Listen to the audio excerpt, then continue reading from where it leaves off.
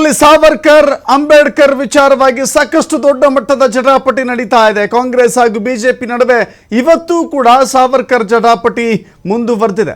ಕಾಂಗ್ರೆಸ್ ನಾಯಕರ ಹೇಳಿಕೆಗಳಿಗೆ ಅಶ್ವಥ್ ನಾರಾಯಣ್ ಕಿಡಿಕಾರಿದ್ದಾರೆ. ಅಂಬೇಡ್ಕರ್ ಅವರನ್ನ ಕಾಂಗ್ರೆಸ್ ಹೇಗೆ ನಡೆಸಿಕೊಂಡಿದೆ ಅಂತ ನಮಗೆ ಗೊತ್ತಿದೆ.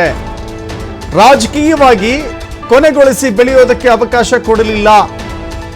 ಸತ್ಯ ಹೇಳಿದ ತಕ್ಷಣ ಕಾಂಗ್ರೆಸ್ನವರಿಗೆ ಮೈಯೆಲ್ಲ ಉರಿಯಾಗುತ್ತೆ.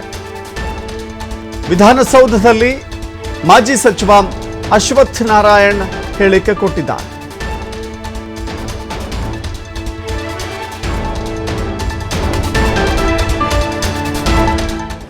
ನಮ್ಮ ಕಡೆಯಿಂದನೂ ಸಾಕಷ್ಟು ದಾಖಲೆ ಇದೆ. ದಾಖಲೆಗಳೆಲ್ಲ ಬಿಡುಗಡೆ ಮಾಡ್ತೀವಿ. ದಾಖಲೆ ಅಲ್ಪ ಸ್ವಲ್ಪ ಓದಿರ್ತಾರೆ ಅವರು, ಪೂರ್ತಿಯಾಗಿ ನಮ್ಮ ಕಡೆಯಿಂದ ಮಾಹಿತಿ ಇದೆ.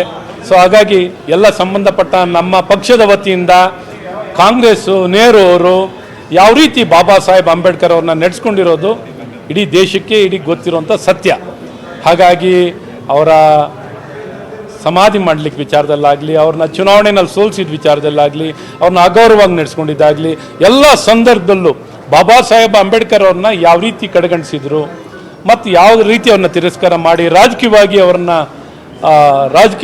ಅವ್ರನ್ನ ಕೊನೆಗೊಳಿಸಿದ್ರು, ರಾಜಕೀಯವಾಗಿ ಅವ್ರನ್ನ ಬೆಳಿಲಿಕ್ಕೆ ಅವಕಾಶವನ್ನು ಕೊಡದೆ ಎಲ್ಲ ಸಂದರ್ಭದಲ್ಲೂ ಎಲ್ಲ ಹಂತದಲ್ಲೂ ಅವ್ರನ್ನ ಮೊಟಕುಗೊಳಿಸಿ ಕಡಿವಾಣವನ್ನು ಹಾಕುವಂಥ ಕೆಲಸ ಕಾಂಗ್ರೆಸ್ ಪಕ್ಷ ಮಾಡಿರೋದು ಸತ್ಯ ಹೇಳಿದ ತಕ್ಷಣ ಅವರಿಗೆ ಮೈಯೆಲ್ಲ ಉರಿ ಸ್ಟಾರ್ಟ್ ಆಗುತ್ತೆ.